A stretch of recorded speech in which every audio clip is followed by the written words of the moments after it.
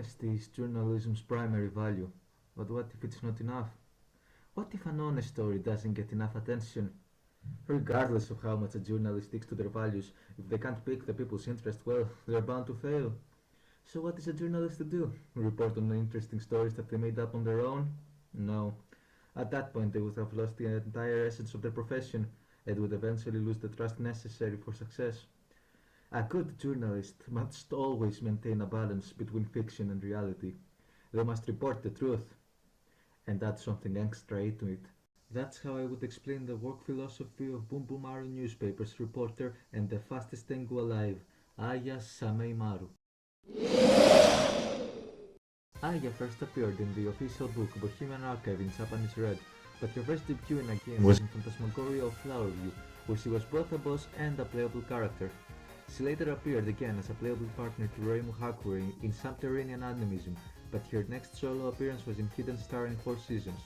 Despite her limited appearances in mainline games, Aya appears in various Touhou literature projects, such as the Book of Alternative Facts in Eastern Utopia, and is a prominent character in the mangas, such as Forbidden Scrollery and Lotus Eaters. In addition, Aya is responsible for an entire Touhou spin-off series of photography bullet hells, being the main character in its first 2 entries. Aya is completely devoted to her craft as a news reporter, willing to do anything in order to get article material.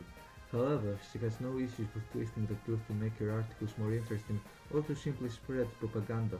When confronted about this by other characters, she tends to simply state that she always reports the truth and immediately changes the subject. Despite that, she knows where to draw the line, as she is willing to refrain from publishing an article she deems to be harmful. Moreover, she is a generally polite and approachable person, something that helps her blend in among the human villagers easily. Lastly, another defining part of her character is her complete resentment towards the Tengu caste system. For those that do not know how Tengu society operates, Megafrog has made a very interesting video on the subject that you can find in the description below. But TLDR, there are 6 types of Tengu in the societal hierarchy, those being, in order from the bottom to the top, the Yamabushi, the Guhin, the Hanataku, the Korasu, the Kastayaizin, the Daitengu, and everyone's boss, the Tenma. Essentially, the lower you are in the hierarchy, the worse off you are, and there is no way to promote it to a higher rank. So it's pretty much like our society in nearly every way. Aya isn't particularly fond of fights, and only gets into them in order to take cool photos for her newspaper, as she often ends up throwing the battle after getting enough material.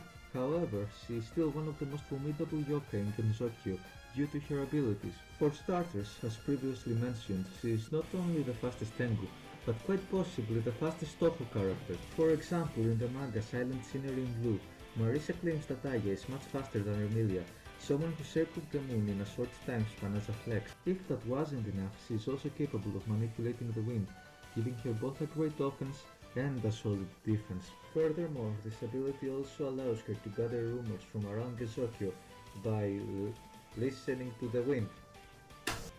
Sure! When it comes to relationships, Aya has interacted with a fair bit of the cast. Firstly, she has an intense rivalry with Mamizu for influence over the human village, often resulting to cheap tricks in an attempt to gain the upper hand. Besides that, she also has a rivalry with Hatate, another Tengu news reporter that produces the Kakashi Spirit News and challenges her with a whole new way of research, which is to never go outside and get all her info from Twitter. As if that wasn't enough, she is also not in good terms with Momiji, a Guhin Tengu, although the reasons are quite unclear. However, Aya also has a few friends and allies, the most influential of which is the series' protagonist, Reimi. In addition, she's a close friend to Kozusu, a manga exclusive character. For some reason, like, there is no justification for her to not have a beard in a game yet. Anyways, back on topic, Kozusu runs the Human Village Library and partnered up with Aya by selling her Bumbumaru newspaper there.